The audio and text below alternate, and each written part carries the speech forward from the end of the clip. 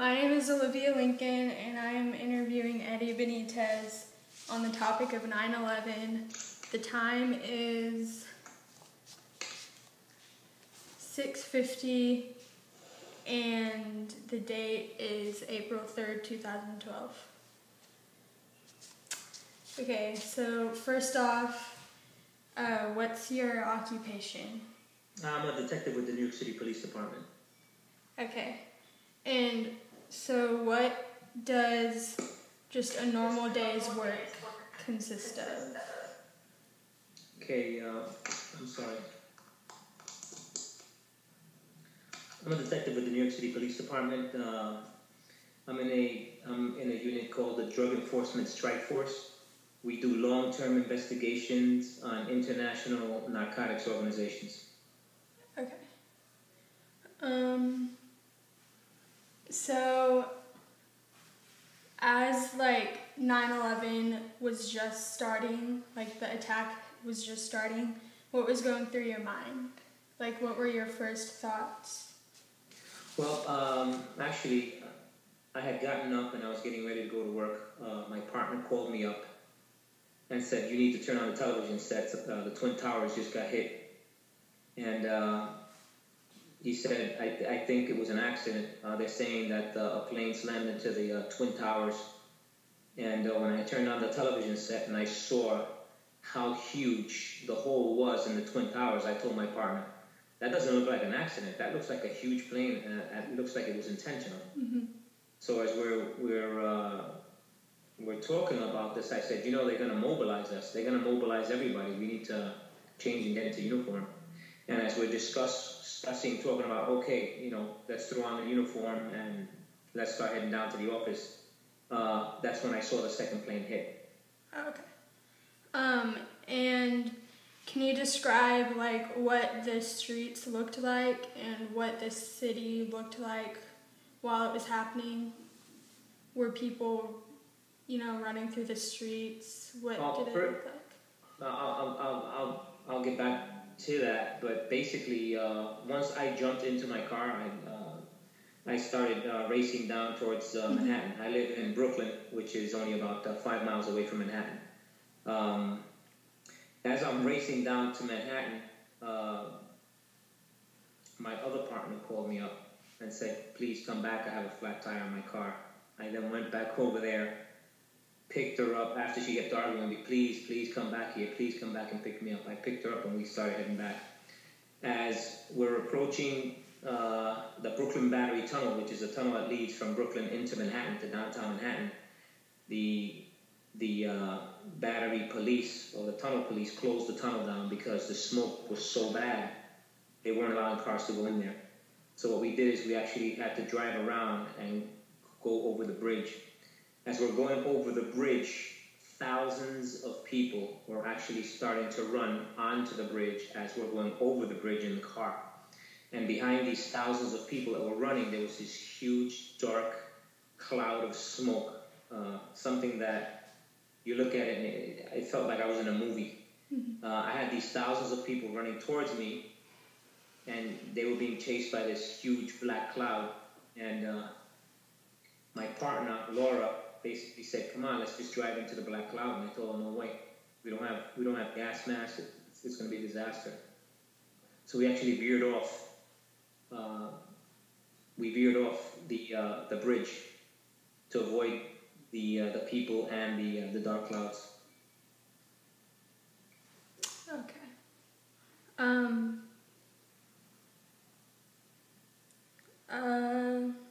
What was probably the saddest or maybe the scariest moment that you experienced? What really scared you? I mean, listen, after, like I said, once my partner and I veered off, and once we veered off and we actually stepped away from those huge black clouds and we got on the police radios and everything else, we were told to reassemble. Once we reassembled, then they sent us into the location. They set us in different areas. But I said the most shocking, of course, as anything, is once we got into the area, just the sheer devastation. the fact that I saw huge fire trucks squashed to the point where it had blown out the tires. Underneath those fire trucks, there were firemen. Well, what was left of them anyway. The firemen, unfortunately, when the towers collapsed, you had a whole bunch of fire trucks all around the World Trade Center. So the firemen, trying to escape the falling debris and the big steel girders that were coming down, they jumped underneath the fire trucks, thinking that they would be safe there. Well, what happened was those steel girders that weighed thousands and thousands of pounds crushed the fire trucks and crushed the firemen underneath them.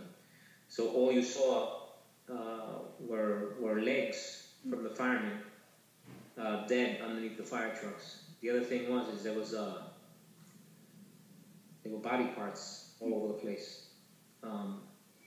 Unfortunately, those steel girders that came down, when they had fallen, they literally cut people. They literally cut people to pieces. So there were arms and legs and heads and plus you have to also remember the two planes had passengers in them, and once they hit the towers up on top, all those body parts came down.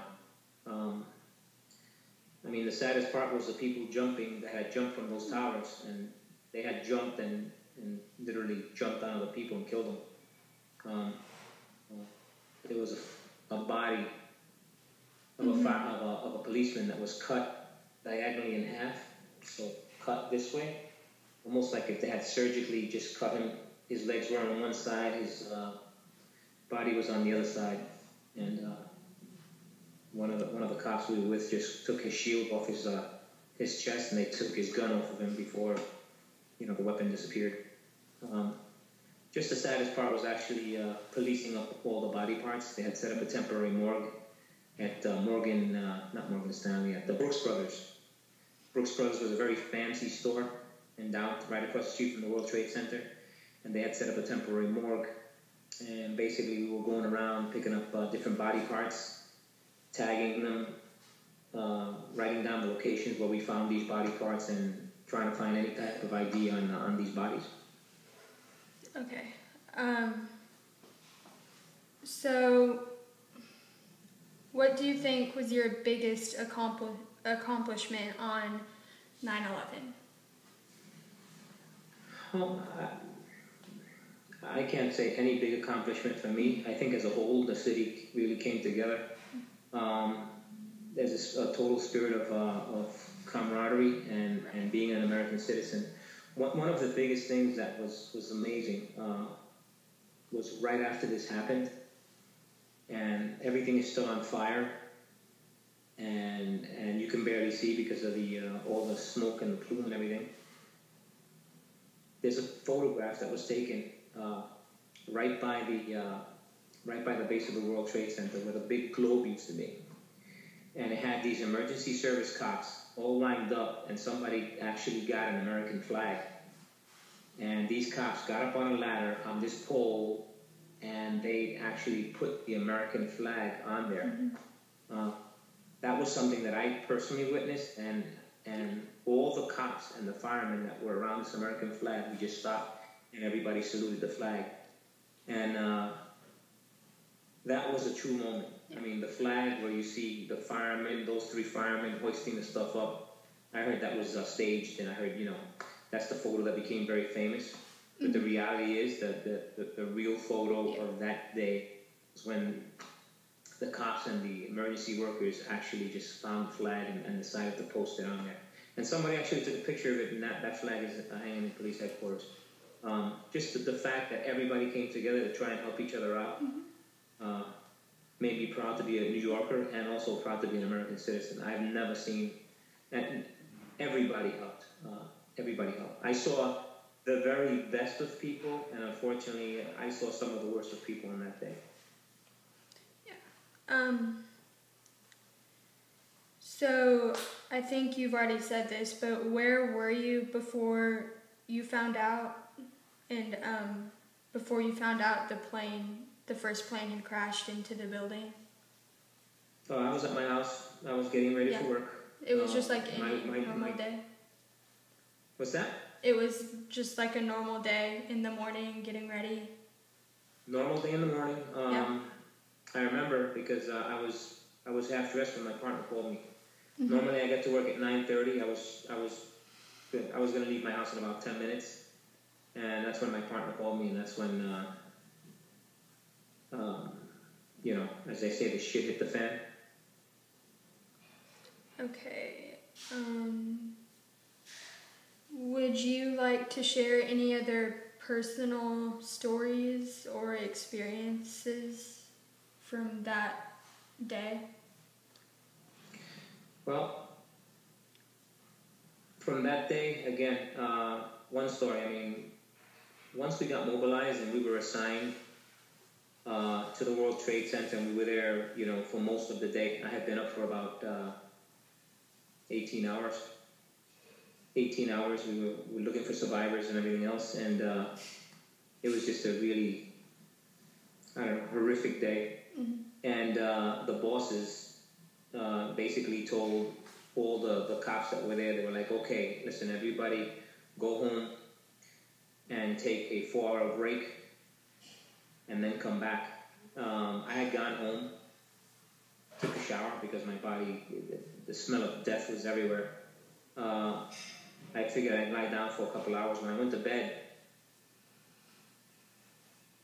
my alarm clock rang, and I thought that I had dreamt everything. I thought that I had a dream about 2 planes going into the World Trade Center, and I had dreamt all the stuff that I had seen that day. But when I looked out the window and I saw all the fire trucks going by, because I live right by a highway, and I showed up that the highway next to my house was all closed down, and all the fire trucks and police cars and everything was going by, I said, wow, I didn't dream this. This thing happened. Mm-hmm. It's sad because there was a lot of guys that I worked with, a few guys that I worked with in 9/11 when we were doing the cleanup, and I would have to say 4 or 5 of those guys are already dead, recently died due to the different types of cancers that they contracted while breathing in all these toxins.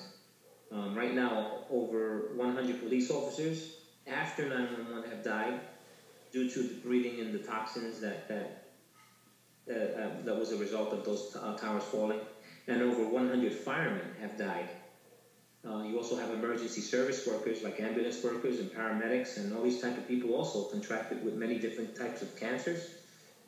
I had a friend that contracted 5 different types of cancers, and all the doctors said the same thing, without a doubt, 911 related. So that's the only thing that I worry about is I check myself out. I think other cops that were there won't worry about it, but we'll see what happens. One funny story I want to share though. Okay. I said I saw the very best of people. Yeah. And I saw the very worst of people. Well, when the planes first hit and then the towers fell, and a bunch of other fire trucks came, they had surrounded this white van, white work van. They had surrounded this white work van to try and help everybody out. When the firemen came back, they noticed that their expensive equipment was missing from the fire trucks, which is the jaws of life. That's very expensive equipment. It costs like $4,000 or $5,000. The circular saws, all the power tools from those fire trucks were missing. The firemen thought that the guy who was in that white van stole those tools and shoved them into that white van. So they asked the guy to open up his van. We want to check your van. We're missing tools, and the guy refused. Well, at the time, my sergeant walked up to the guy and said, "Hey, open up the van." So they opened up the van, and sure as heck, the guy had stolen all those tools and placed it in his van. So at that time, we weren't about to arrest anybody because of all the chaos that was happening. So the sergeant grabs the guy by the collar, walks him out of the scene, walks him away from the area, and tells the fireman, I can't lock him up, but I'm going to take him away from the area. Basically gives him a kick in the butt and tells him to get the hell out of the area. He was escorted out of the area. When the sergeant returned back to where that van was at.